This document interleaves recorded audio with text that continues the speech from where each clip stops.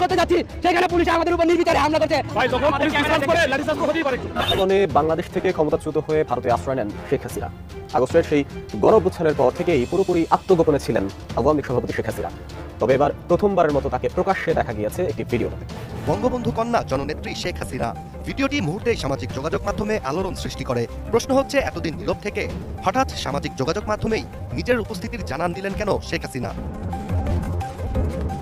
Viral এই ঘটনার সত্যতা যাচাই করতে ভিডিওটি গভীরভাবে পর্যালোচনা করা হয়। এরপরই বেরিয়ে আসে চাঞ্চল্যকর তথ্য। ভাইরাল এই ভিডিও সামাজিক যোগাযোগ মাধ্যম ফেসবুকে এসকে সোহেল হায়দার সর্বদলীয় বৈঠক শেষে সালাউদ্দিন আহমেদ রাজনৈতিক ঐক্যে যাতে ফাটল না ধরে সেই আহ্বান জানিয়েছি দর্শক। অর্থাৎ সবাই যাতে ঐক্যবদ্ধ থাকে সেটাই ছিল বিএনপির মূল লক্ষ্য। সর্বদলীয় বৈঠক শেষে এই মুহূর্তে কথা বলছেন আইন উপদেষ্টা আসিফ নজরুল। আমরা সরাসরি যাচ্ছি তার বক্তব্যে। হবে সেটা নিয়ে বিভিন্ন রকম মতামত এসেছে, বিভিন্ন রকম মতামতকে আমরা স্বাগত জানাই এবং আমরা কোথাও এতে অনৈক্যের সুর দেখি না। বৈষম্য বিরোধী ছাত্র আন্দোলনের আরেকটা প্ল্যাটফর্ম হচ্ছে নাগরিক কমিটি। কেউ কেউ বলছেন যে না, জাতীয় নাগরিক কমিটি একটা আলাদা আর বৈষম্য বিরোধী আলাদা। কিন্তু বৈষম্য বিরোধীর অনেক ছেলেপেলেই, বিশেষ করে সার্জিস থেকে শুরু করে আরও অনেকেই, তারাই কিন্তু এখন জাতীয় নাগরিক কমিটির বড় বড় পদগুলোতে আছেন। তার মানে তারা ABC টিম, এটা বোঝা যাচ্ছে। আসসালামু আলাইকুম রহমতুল্লাহ। সবাই কেমন আছেন? আশা করি সবাই অনেক অনেক ভালো এবং সুস্থ আছেন। সবাইকে স্বাগতম জানাচ্ছি আমাদের একটু নতুন ভিডিওতে। প্রতিদিনের মতো আমি আপনাদের রিয়াদ ফারুকি আবারও চলে আসলাম নতুন একটা ভিডিও নিয়ে। দর্শক, বর্তমানে সাম্প্রতিক সময়ে চলমান যে পরিস্থিতি, রাজনীতির যে বিষয়টাকে কেন্দ্র করে ইতিমধ্যে সামাজিক যোগাযোগ মাধ্যম থেকে শুরু করে বাংলাদেশের যে একটা অবস্থান চলতেছে, সেটা নিয়ে তার কিছু ভিডিও ফুটেজ আমি আপনাদের মধ্যে তুলে ধরার চেষ্টা করবো, যেখানে আপনারা বেশ কিছু ভিডিও এবং বেশ কিছু তথ্য জানতে পারবেন যে ভিডিওর মাধ্যমে। দর্শক, আর বেশি কথা বাড়াচ্ছি না, আমরা মূল আলোচনা চলে যাচ্ছি। ভিডিওটি অনেক লম্বা হয়ে যাবে, তাই আমি সংক্ষেপে করার ক্ষেত্রে মূল আলোচনা চলে যাচ্ছি। তার আগে আপনারা যারা আমাদের চ্যানেলটিতে এখন চ্যানেল সাবস্ক্রাইব করে সাথে থাকবেন, একটা লাইক দিয়ে সবাই ভিডিওটি ধৈর্য সহকারে দেখতে থাকুন।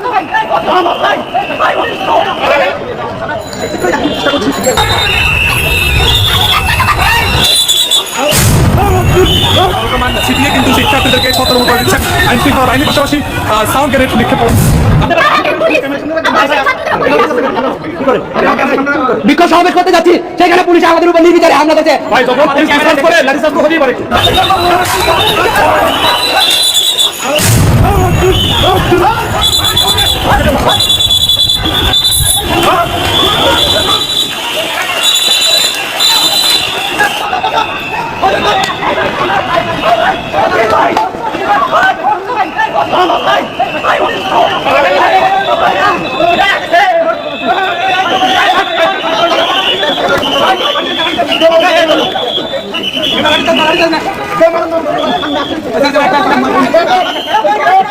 আমরা দেখতে পাচ্ছি একটি উত্তেজনাকর পরিবেশ তৈরি হয়েছে এই মুহূর্তে, এবং বেশ কয়েকজন শিক্ষার্থী পুলিশের লাঠিচার্জে আহত হয়েছেন। আমরা দেখতে পাচ্ছি আইন শৃঙ্খলা বাহিনীর সদস্যরা তাদেরকে ধাওয়া দিয়েছেন। ধাওয়া খেয়ে তারা কিন্তু আবারও দয়ের চত্বর দিকে তারা গিয়েছেন, এবং এর আগে তারা একটি সংক্ষিপ্ত ছাত্র জনতার ব্যানার মিছিল নিয়ে তারা মূলত স্বরাষ্ট্র মন্ত্রণালয়ের উপর যাত্রা করেছিলেন। আমরা দেখছি বেশ কয়েকজন শিক্ষার্থী আহত হয়েছেন।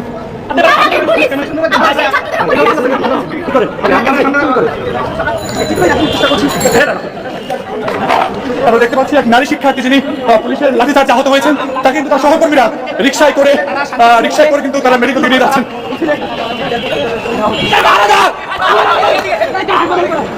আমরা শান্তিপূর্ণ আদিবাসীদের সন্ত্রাসীরা গতকালকে হামলা করছিল শিক্ষার্থীদের উপরে। তো এই কারণে আমরা কি বলছি যে আমরা বিক্ষোভ সমাবেশ করতে যাচ্ছি, সেখানে পুলিশ আমাদের উপর নির্বিচারে হামলা করছে। আমাদের অনেকে আহত মেডিকেলে ভর্তি আছে, তারা এখনো 24-এর খুনি, তারা 24-এর খুনি আবার সেই ডক্টর নীলু থেকে নিয়ে আসছে খুনিদেরকে।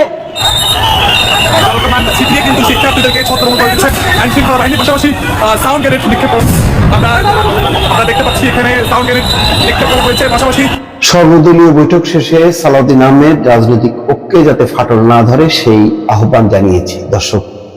অর্থাৎ সবাই যাতে ঐক্যবদ্ধ থাকে সেটাই ছিল বিএনপির মূল লক্ষ্য, যাতে ঘোষণাপত্রকে কেন্দ্র করে যাতে ফাটল না ধরে। পুরো প্রধান উপদেষ্টার বক্তব্য তাই, ঐক্যবদ্ধ থাকা সবারই তাই। মূল যে বিষয়টা ছিল একটা ঘোষণাপত্র, অর্থাৎ সেটা একটা চার্টার হিসেবে আসবে এবং 5ই আগস্ট থেকে সেটা কার্যকর হবে। এই ধরনের যে 2.5 পৃষ্ঠার যে খসড়া ঘোষণাপত্র, সেটার ব্যাপারে বিএনপির কোনো আগ্রহ ছিল না। বিএনপির এই ব্যাপারে কোনো প্রস্তুতিও ছিল না। এমনকি কেন এই প্রসঙ্গটা উত্থাপিত হলো সেটা নিয়েও প্রশ্ন তুলেছেন তিনি। বলেছেন এটা কি কারণে এটা সামনে আসলো। এখন যেখানে তাদের হয়তো বক্তব্য, যেখানে নির্বাচন কমিশন গঠিত হয়েছে, সামনে নির্বাচন হবে, তারপরে ফয়সালা হবে, সংস্কার কমিশনগুলো তাদের রিপোর্টগুলো পেশ করবে, আলোচনা হবে, তারপর নির্বাচনে যাবে, সেখানে এখন ঘোষণাপত্রের কি প্রয়োজন পড়লো? এটাই প্রশ্ন যে গণঅভ্যুত্থানের 5.5 মাস পর রাজনৈতিক এবং ঐতিহাসিকভাবে এই ঘোষণাপত্রের কি প্রয়োজন ছিল, এই প্রশ্ন তুলেছেন বিএনপির স্থায়ী কমিটির সদস্য সালাউদ্দিন আহমেদ। প্রথমত বিএনপি এই বৈঠকে আসবে কি আসবে না এমন একটা অনিশ্চয়তার মধ্যে ছিল। তারপরে কথা ছিল যে সালাউদ্দিন আহমেদ শুধু প্রধান উপদেষ্টার সঙ্গে দেখা করবেন, পরে যাই হোক তারা মিটিংয়ে যোগ দিয়েছেন। কিন্তু এই মিটিংটা ব্যাপারে যে তারা বেশ নেগেটিভ ছিল, আরো অনেকগুলো রাজনৈতিক দল, এটা পরিষ্কার। যার কারণে কেউ প্রতিনিধি পাঠিয়েছে, আবার কেউ পুরো টিম নিয়ে এসছে, অর্থাৎ একটা দ্বিধাদ্বন্দ্বের মধ্য দিয়ে একটা বৈঠকের পরিসমাপ্তি ঘটেছে। সালাউদ্দিন আহমেদ উপদেষ্টাদেরকে বলেন, ফ্যাসিস্ট সরকারের পতনের পর আমাদের রাজনৈতিক ঐক্যতে যাতে ফাটল না ধরে সেই দিকে দৃষ্টি রাখার জন্য উপদেষ্টাদের আহ্বান জানিয়েছি। বৃহস্পতিবার প্রধান উপদেষ্টার সঙ্গে সর্বদলীয় বৈঠক থেকে বের হয়ে ব্রিফিং এ সালাউদ্দিন আহমেদ এসব কথা বলেন। বিকাল 4টার দিকে ফরেন সার্ভিস একাডেমিতে জুলাই গণঅভ্যুত্থানের ঘোষণাপত্র নিয়ে প্রধান উপদেষ্টার নেতৃত্বে অন্তর্বর্তী সরকারের সঙ্গে সর্বদলীয় বৈঠক হয়। সেখানে জামাত ইসলাম, ইসলামী আন্দোলন, গণসংহতি আন্দোলন, গণ অধিকার পরিষদ তারা ছিল। বৈঠক শুরুর আগে অনিশ্চয়তা থাকলেও শেষ পর্যন্ত সালাউদ্দিন আহমেদ যোগ দেন। জামাত ইসলামী সেক্রেটারি মিয়া গোলাম পরোয়ার নেতৃত্বে 4 সদস্যের প্রতিনিধি দল বৈঠকে যোগ দেন। অর্থাৎ জামাত তার ফুল টিম নিয়ে এসছে। অন্যদিকে জুনায়েদ সাকিব ছিলেন, গণসংহতি আন্দোলন, নুরুল হক নূর সাবেক ডাকসুর ভিপি, এবি পার্টির প্রতিনিধি ছিলেন সাধারণ সম্পাদক আসাদুজ্জামান ফুয়াদ, নাগরিক কমিটির ফুল টিম ছিল আহ্বায়ক নাসরুদ্দিন পাটোয়ারি এবং সদস্য সচিব আক্তার হোসেন। বৈষম্য বিরোধী ছাত্র আন্দোলনের ফুল টিম ছিল আরিফ সোহেল সদস্য সচিব এবং মুখ্য সংগঠক আব্দুল হান্নান মাসুদ। খেলাফত মজলিসের মহাসচিব আহমেদ আব্দুল কাদেরের নেতৃত্বে 3 সদস্য। বাকিরা ছিল, কিন্তু সবগুলোই কেমন জানি ছাড়া এবং এই ঘোষণাপত্রের ব্যাপারে খুব একটা আগায়নি। বড় এই ঘোষণাপত্রকে কেন্দ্র করে যাতে ঐক্য বিনষ্ট না হয় সেই চেষ্টাটাই ছিল মিটিংয়ে, এবং বিএনপি সেই কথাটাই বলে এসছে তারা ঘোষণাপত্রের ব্যাপারে, যেটা একটা মুখ রক্ষার একটি কথা হয়েছে যে আরো আলোচনার পর এই ব্যাপারে চূড়ান্ত হবে। তার মানে আসলে এই ঘোষণাপত্রের বিষয়টি উপেক্ষিত থেকে গেছে বলা যায়। দর্শক ভালো থাকবেন, আল্লাহ হাফিজ। ঘোষণাপত্রের সর্বদলীয় বৈঠক শেষে এই মুহূর্তে কথা বলছেন আইন উপদেষ্টা আসিফ নজরুল। আমরা সরাসরি যাচ্ছি তার বক্তব্যে। হবে সেটা নিয়ে বিভিন্ন রকম মতামত এসছে, বিভিন্ন রকম মতামতকে আমরা স্বাগত জানাই, এবং আমরা কোথাও এতে অনৈক্যের সুর দেখি না, বরং আরো সবাই মিলে সমন্বিতভাবে যেন কাজ করা যায়, সবার মতামত যেন সঠিকভাবে প্রতিফলিত হয়, সবাই যেন ফিল করে এই জুলাই গণঅভ্যুত্থান ঘোষণাপত্রের মালিকানা তারও আছে, এটার পক্ষে বিভিন্ন মতামত এসছে। আমরা মনে করি এটা আরো সুদৃঢ় ঐক্যের পথে আরো সহায়ক হবে এই মতামত।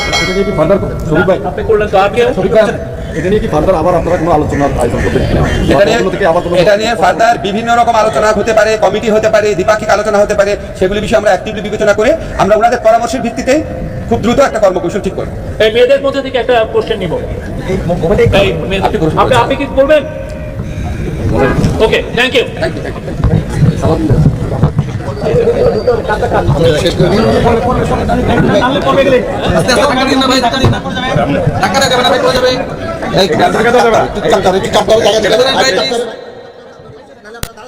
জনতার তুমুল আন্দোলনে বাংলাদেশ থেকে ক্ষমতাচ্যুত হয়ে ভারতে আশ্রয় নেন শেখ হাসিনা।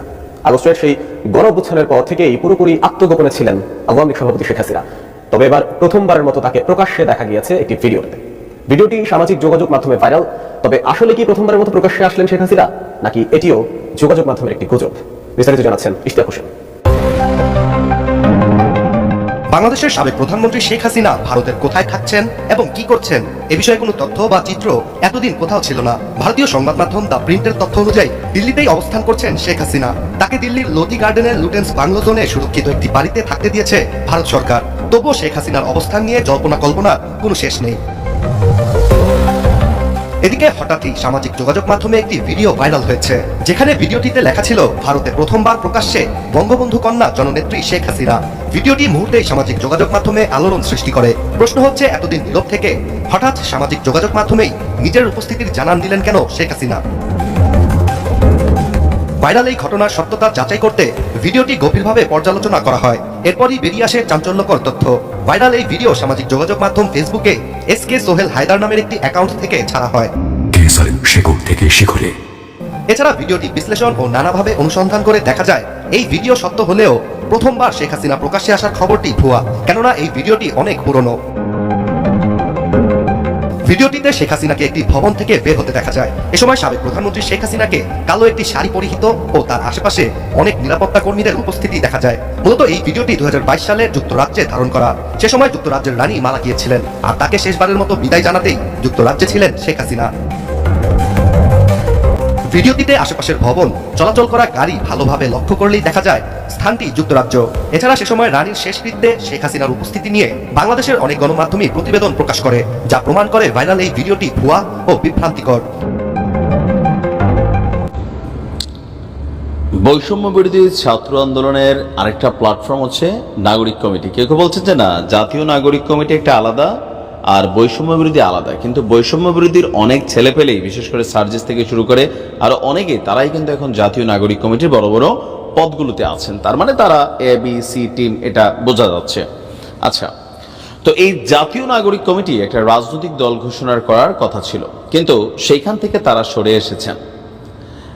এরপরে রাজনীতিতে তারা সরাসরি না নামলেও বিএনপির সাথে তাদের কিন্তু যেই বাদানুবাদ অথবা টকশো থেকে শুরু করে বিভিন্ন জায়গায় যে কাউন্টার, পাল্টা কাউন্টারের যে বক্তব্য, যে মাসুদ ওজন কামাও, মানুষ কিন্তু মাংস কেটে নেবে, হান্নানকে এই কথা বলা হয়েছিল। তো আজকে আমরা দেখছি, গতকালকে আপনারা জানেন যে বাংলাদেশের ইতিহাসে আমার কাছে মনে হয় যে এটা আরো একটা ন্যাক্কারজনক ঘটনা, অন্তত এই সময়টাতে আমাদের যারা আদিবাসী আছেন তাদের সাথে একটা আদিবাসী বাঙালি, এই একটা জাতিগত গোষ্ঠী হিসাবে আমরা কালকে দেখলাম জাস্ট আওয়ামী লীগ সরকার পতনের 5 মাসের মধ্যে আজকে ছাত্রলীগ নাই, যুবলীগ নাই প্রকাশ্যে, কিন্তু এখন এখানে অনেক ছাত্ররা নিজেরা মারামারিতে দলছেন, একদল আরেকদলকে পিটাচ্ছেন, হাসপাতালে যাচ্ছে, প্রকাশ্যে একটা মেয়েকে নির্মমভাবে অত্যাচার করা হয়েছে, আমরা এদের গ্রেপ্তার দাবি করি।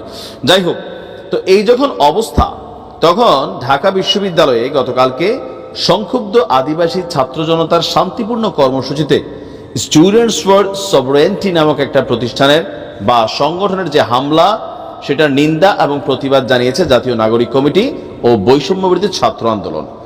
আমাদের ইস্যুটা হচ্ছে এখানে, এই কমিটির যিনি আহ্বায়ক আছেন নাসির উদ্দিন পাটোয়ারি, আমরা কারা তোমরা কারা বিতর্কটা এখান থেকে শুরু হয়েছিল। আবার নাসির উদ্দিন পাটোয়ারি বরাবরই বিএনপি সম্পর্কে কিন্তু খুবই সমালোচনা করেন। তো আজকেও তিনি যেই কথা বলেছেন, এটা নিয়ে বিএনপি যদি আসলে রিয়াকশন দেয় তাহলে কপালে শনি আছে এই জাতীয় নাগরিক কমিটির। কেন তিনি সরাসরি একটা অপবাদ অথবা অভিযোগ এনেছেন বিএনপির বিরুদ্ধে। তিনি কি বলছেন, ভারতীয় সেনাপ্রধানের সঙ্গে তাল মিলিয়ে যারা দ্রুত নির্বাচন চায়। এখন এগুলা কৌশলী বক্তব্য বলে আমরা কি বিএনপির নাম নিছি? এই মুহূর্তে সারা বাংলাদেশে খুবই দ্রুত নির্বাচন চায় বিএনপি, তারপরের ধাপে আছে জামাত, বাট তাদের অবস্থানটা খুবই স্পষ্ট না। তো এই নাসিরুদ্দিন পাটোয়ারির বক্তব্য যে ভারতীয় সেনাপ্রধান কি বলছিল, যে নির্বাচিত একটা সরকার ছাড়া এই ইন্টার্ম গভর্নমেন্টের সাথে তারা আসলে একটা রাষ্ট্র টু রাষ্ট্র স্বাভাবিক সম্পর্ক হবে না।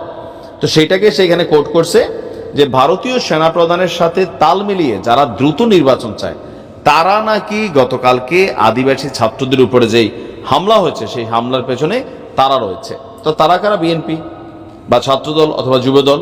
তো বলছে আপনারা লাশের রাজনীতি বন্ধ করেন। এখন কাকে বলছে? বাংলাদেশে আর কোনো লাশের রাজনীতি হবে না। এখন এই যে ধরেন ওই যে আজারি হুজুরের মতো একটু ঘুরে পেঁচা যেটা বললো, আর এখানে যে বক্তব্য আসলো, এটা কিন্তু কোথাও না কোথাও অলরেডি বিএনপিটা নিয়ে বক্তব্য বা প্রতিবাদ শুরু করে দিয়েছে। আর হাসনাত বলছেন 1972-এর সংবিধানে দেশের প্রতিটি জাতিকে স্বীকৃতি না দিয়ে সকলকে বাঙালি বলে এক সূত্রে গাঁথতে চাওয়া হয়েছিল। এতে বাকি জাতিসত্তার যে অধিকার সেটা হরণ করা হয়েছে। আজকের হামলা মানে গতকালকের হামলায় এই ঘটনা বাঙালি বলে স্লোগান দেওয়া হয়েছিল, অথচ স্লোগানকে নাকি প্রত্যাখ্যান করেছে ছাত্র জনতা। তো সবাই কি প্রত্যাখ্যান করছে? কারোর ভালো লাগলে এরা দিবে। এখন এটাও যদি আমরা সাধারণ যারা ছাত্র জনতার নেতৃত্বরা আছেন যে আমার পছন্দ না হলে আমি কলম ভেঙে দেব সমালোচনা করলে, প্রেস উপদেষ্টা বলছে যারা কলম নির্বিঘ্নে চালান, কারোর ভাল লাগবে এই স্লোগান দেবে, কারোর ভাল লাগবে এই ধরনের, তাদের এটা ব্যক্তি ইচ্ছার তো একটা জায়গা আছে। বিষয়টা এমন না যে ছাত্র জনতা যা চাইবে। এখন ছাত্র জনতার নামে এই ছাত্র জনতা কারা? এদের মধ্যে বিএনপি আছে, ভাই তারা তো সাইড হয়ে গেছে, জামাত আছে পিছনে পিছনে আলাদা, বিভিন্ন এখানে বিভাজনও আছে। তো এই ধরনের বক্তব্য থেকে কি হয়, এখানে কিন্তু আরেকটা বিভাজন হয়। এগুলো বক্তব্য দেওয়ার সময় খেয়াল রাখতে হবে, নয়তো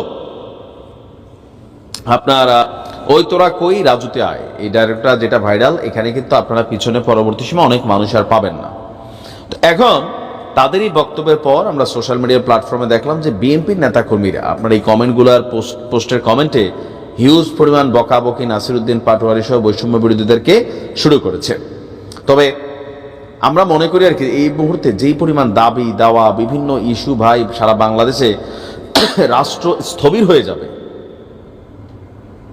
আর এই যে মনে করলেন যে ঘুরে ফেরে আবার একটা বড় দলকে টার্গেট করে কথা বলা, তাদের নেতাকর্মীরা যখন কথা বলে যে এরকম একটা পরিস্থিতি তৈরি হয়েছে, যে কোনো সময় একটা সংঘর্ষ জাতীয় নাগরিক কমিটি বনাম বিএনপির যে কোনো অঙ্গ সংগঠনের সাথে কিন্তু লাইগা যাবে। আমি দেখতেছি টুডে টুমরো পরিস্থিতি ওইদিকে টার্ন করছে। এখন আদৌ কি এই ঘটনায় বিএনপি বা যুবদল বা ছাত্রদল জড়িত ছিল কিনা, এখানে ছবি আছে, ফুটেজ আছে, নিশ্চয়ই এটা বের হয়ে আসবে। ভালো থাকবেন। কোথা থেকে ভিডিও দেখেছেন অবশ্যই দ্রুত কমেন্টে জানিয়ে ফেলুন। আমাদের চ্যানেলটিতে নতুন চ্যানেল সাবস্ক্রাইব করে সাথে থাকবেন। ধন্যবাদ সবাইকে। দেখাবো না কোনো ভিডিওতে, ভালো থাকবেন, সুস্থ থাকবেন। আল্লাহ। শেখ হাসিনা ও জয়ের ডলার পাচারের অভিযোগ অনেকটাই সত্য বলছেন দুদক চেয়ারম্যান।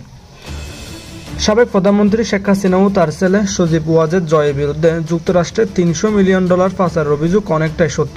একথা জানিয়েছে দুর্নীতি দমন কমিশনের দুদক চেয়ারম্যান ডক্টর মোহাম্মদ আব্দুল মোমেন। বলেছেন তাদের বিরুদ্ধে তদন্ত করে ব্যবস্থা নেওয়া হবে। রোববার 22 সেপ্টেম্বর বিকেলে প্রথম গণমাধ্যম কর্মীদের সঙ্গে মতবিনিময় সভায় দুদক চেয়ারম্যান এসব কথা বলেন। সাংবাদিকদের সাথে মতবিনিময়ে দুদক চেয়ারম্যান বলেন, এই সময় দুদকের বিরুদ্ধে নানান অভিযোগ যৌক্তিক জানিয়ে প্রভাব মুক্তভাবে স্বচ্ছ তদন্ত করার প্রতিশ্রুতি দেন দুদক চেয়ারম্যান। টানা 15 বছর ক্ষমতাকে কুক্ষিগত করে দেশকে দুর্নীতির এক স্বর্গরাজ্য গড়ে তুলেছিলেন আওয়ামী লীগ সরকার। দলের প্রভাব কাটিয়ে বিভিন্ন প্রকল্প ভাগিয়ে নিয়ে দুর্নীতি আর টাকা পাচারের প্রতিযোগিতায় নেমেছিল আওয়ামী লীগের তৃণমূল নেতাকর্মী থেকে শুরু করে হাইকমান্ড পর্যন্ত। গণ অভ্যুত্থানে সাবেক শেখ হাসিনার পতনের পর তাদের দুর্নীতির ফিরিস্তি বের হচ্ছে প্রতিদিনই। তাদের দুর্নীতির এই মহাযজ্ঞে সাবেক প্রধানমন্ত্রী শেখ হাসিনা ও তার ছেলে সজীব ওয়াজেদ জয়েও পিছিয়ে নেই। দেশ থেকে $300 মিলিয়ন যুক্তরাষ্ট্রে পাচার অভিযোগ রয়েছে তাদের বিরুদ্ধে। বিষয়টি আমলে নিয়ে তদন্ত শুরু করেছে দুদক। সবাই সাংবাদিকদের এই সংস্থার নানান অনিয়ম সংস্থাকে কুক্ষিগত করাও কর্মকর্তাদের দুর্নীতির বিষয়টি সামনে এনে নতুন কমিশনের অবস্থান জানতে চাইলে কমিশনাররা বলেন কারো ভয়ভীতি দুদকের তদন্ত প্রভাবিত করতে পারবে না বলে জানান কমিশনার ব্রিগেডিয়ার জেনারেল অব হাফিজ আহমেদ ফরিদু, কমিশনার মিয়া মোহাম্মদ আলী আকবর। দর্শক ভিডিওটি ভালো লাগলে অবশ্যই শেয়ার করে দিবেন। ধন্যবাদ সবাইকে।